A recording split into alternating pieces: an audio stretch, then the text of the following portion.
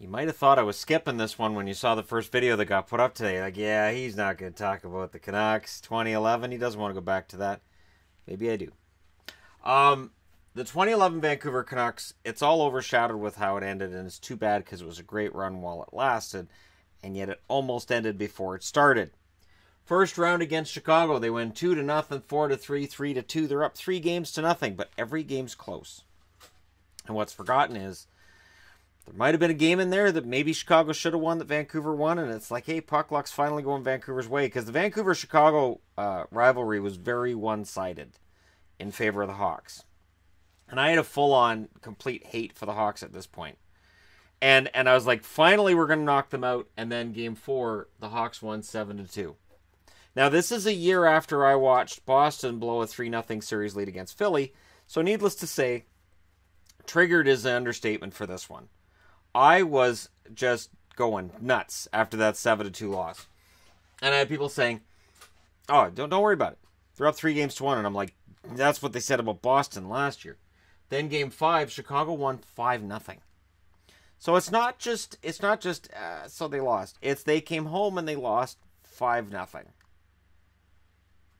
5-0. And it's like you've got a chance to close out the series and you lose and you're going to Chicago. And I was already losing it. Like, you know what? Forget it. Just have Chicago beat them. And then Chicago did just that in Game 6 where they beat the Canucks 4-3 in overtime. And a lot of this was that Dave Bolland had missed the first few games. And when he came back, I don't know if the Canucks couldn't check him or what it was, but it's Dave Bolland. It's not Patrick Kane. It's not Jonathan Toews. You should be able to check him. And they couldn't. Game 7 goes to overtime. The Canucks win 2-1 in overtime. And, of course, that's where the famous phrasing of Jim Hewson, where he said the Canucks have finally slayed the dragon, comes from. And now everybody talks about dragon. And it's ridiculous. And yet I've done it too, so it's fine. But the Canucks finally beat Chicago, and I felt pretty good about going up against Nashville because I didn't think Nashville had the pieces necessary to knock the Canucks out. The Canucks win Game 1, 1-0. They lost Game 2 in double overtime, 2-1. They won Game 3 in overtime, 3-2. They won Game 4, 4-2. They lost Game 5, 4-3. And then they won in Nashville, 2-1. But it was driving me nuts that when they had those home games they could close it out, they didn't. I thought they're really making it harder on themselves than they need to. They should have beat Chicago in 5. They should have beat Nashville in 5. It's driving me nuts. But I did have my profile picture on Facebook for a while was Carrie Fisher. At the time, Carrie Underwood crying. I thought, well, at least they made Carrie Underwood cry. I'm okay with this year's playoffs. And then they moved on to San Jose in the conference championship, and I didn't worry about San Jose. I didn't particularly like San Jose, and by the end of this series, I really didn't like San Jose. But, of course, Sharks fans and fans all around the league didn't like Vancouver at this time. Vancouver wins this series. They won 3-2, 7-3. They lost Game 3, 4-3. Then they win 4-2, and then, of course, famously, Bieksa in double overtime, 3-2 win for the Canucks to go to the Stanley Cup final. And the narrative should have been win one for Canada, but no, it was win one for Vancouver because fans across most of the rest of the country really hated the Canucks. And there was good reason. Look at this list of guys before I get to the finals, because the finals is kind of its own thing in this video. Henrik Sedin leads the way in scoring with 3 goals and 19 assists, followed by Daniel at 9 goals and 11 assists. Ryan Kessler, 7 goals and 12 assists. Alex Burrows, 9 goals and 8 assists. Christian Ehrhoff, 2 goals and 10 assists. Alex Edler, 2 goals and 9 assists. Kevin Bieksa, 5 goals, 5 assists. Yannick Hansen, 3 goals and 6 assists. Chris Higgins, 4 goals and 4 assists. Mason Raymond, 2 goals and 6 assists. Rafi Torres, 3 goals and 4 assists. And Dan Hamhuis with a goal and 5 assists. In net, Roberto Luongo, 15 and 10 in the playoffs, 2.56 goals against, 914 save percentage. That save percentage is low for a goaltender with as many shutouts as Luongo had. Because in the finals, they played against a Boston team that really reminded me of the way Chicago usually played them. And if you look at the Chicago series and the Boston series, Vancouver had some serious defensive problems. So this was a team that had won the President's Trophy, but honestly, they had some massive problems on the blue line. And I want to point this out. This is when people say the Canucks were a juggernaut. Oh, the Canucks were a great team. Well, yeah, Luongo, I mean, look at that team, though. They had some great teams. Did they? Did they? So you got the Sedins and you got Kessler. Who else do you have offensively? Burrows, those 9 goals, that's because he played with the Sedins. If he played on any other line, he can't score. Hansen, Higgins, Raymond, Torres. The Canucks got to where they got because of excellent teamwork, great coaching from Alain Vigneault, who I don't have on the board, but Vigneault was a very good coach. And the only problem I had with Vigneault was his inability to adjust. When the Chicago Blackhawks started their comeback in the first round, the Canucks didn't really adjust. They were very fortunate to win that one. And then against Boston, there was no adjustment made whatsoever when they played in Boston. And that was the problem. At home, they win 1-0, and then they win 3-2 in overtime. And they're up 2-0. And historically, that's a very safe record.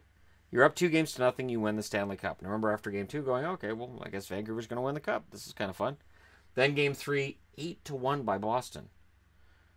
And Game 4 is 4-0 for Boston. And so that's 12-1. And again, I thought there were some delusional fans of the Canucks who were like, no, we got this in the bag. And I'm thinking, no, you don't. Game 5, the Canucks win 1-0. Luongo stood on his head twice in this series to get shutouts because he knew if he allowed a goal, they were going to lose. Game 6, this is where they lose the series. They lose 5-2 in Boston. That was their chance to win. And when they're coming home and banking on, well, we've won 3 in a row at home, but Boston looked dominant in 3 of the last 4 games. See, that's the trick. If you look at the entire series, you're going, well, the series is 3-3. But Boston had won 3 out of 4. And Boston was getting more and more confident as the series went along. And then Boston wins 4-0 in that last game. Game 7, Bergeron scored in the first from Marchand. Marchand scored in the second from Seidenberg and Recchi. Then the shorthanded goal from Bergeron really ended it. From Seidenberg and Campbell. Allowing a shorthanded goal in Game 7 is just, you don't want to do that. And then the empty netter by Marchand, just icing on the cake. And that's really what solidified the complete hatred all Canuck fans have towards Brad Marchand. That and him kissing his ring while he's, in Vancouver anytime he gets the chance, or where that ring would go anyways. In those finals, and I don't talk about plus-minus much because we agree it's an outdated stat, but in this case, when you're looking at a series between 2 teams, and you look over the period of that series, and you see a huge minus or a huge plus, it tells you the dominance. Kessler was a -6. Keep in mind, he is your shutdown center. -6 in those playoffs, or in that final. Ehrhoff and Henrik Sedin were -7s. Daniel Sedin was a -5. Andrew Alberts, who was not a guy who got a ton of ice time, was a -6. So every time he was on the ice, he was a liability. Burrows, Bieksa, and Edler were all -4.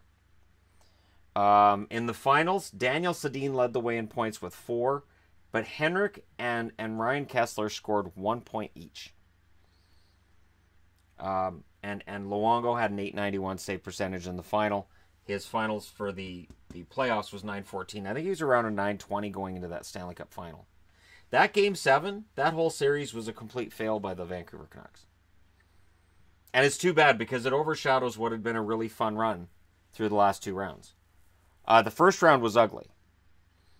And it is a shame because I really think this was probably the Canucks' best chance at winning a Stanley Cup. But the funny part is, the funny part is when you look at it, I defy anybody to look at this team and tell me why they were a dominant team, or, well, yeah, Luongo had really good stats, because look at the teams Vancouver had. The record was there, yes, but man for man, they don't look like a championship team. They just don't. And I say that as a Canuck fan that, has cheered for the team for 35 years. They don't look like this is not a roster I look at and say, oh yeah, that would win a Stanley Cup. Now, I've had Stanley Cup finalists where I've put stars next to Hall of Famers. Future Hall of Famers, I would think Luongo gets there. I would think the Sedins get there. And that's pretty much it. There was no big star player that the Canucks could rely on should the Sedins struggle in a game. And that's why Matt Sundin was offered $11 billion by Mike Gillis to come in, because he saw what the team needed down the middle. And while I agreed with it, I didn't agree with the money. I agreed that he needed to add that second line center. He needed that star power in Matt Sundin to take the pressure off of the Sedin twins. And the biggest failure coming out of this entire time that the Vancouver Canucks played. The failure was they never added that solid scoring depth you need to win the Stanley Cup. You know, 2 nights ago we're watching the Washington Capitals win the Stanley Cup. Who's doing it? The depth guys. And when the Canucks needed the depth guys to step up, because there was some struggling going on with the Sedins, there just wasn't anybody there to pick up the slack. I know people point out the Mason Raymond injury and say, oh, that was just awful. Raymond had no points in the playoffs, in the finals. He had 0 points in 6 games. I admit, and I agree, Mason Raymond getting hurt was terrible, and it was an awful, awful injury, but he had 8 points in the playoffs. And he had not been effective in the finals because Boston took the body and really kind of pushed the Canucks around. Coming out of this, the Vancouver Canucks decided, well, we got to get bigger and tougher, and it made them kind of worse. This is the last time you'll see them in the finals. And of course, there's the riot. I don't really need to get into the riot because it's been talked about over and over and over again. It's been 7 years since the riot. Not that long. We don't need to get into it. I thought the Canucks players as a team conducted themselves well after the loss. It was heartbreaking for them, but again, I think Boston was just the better team.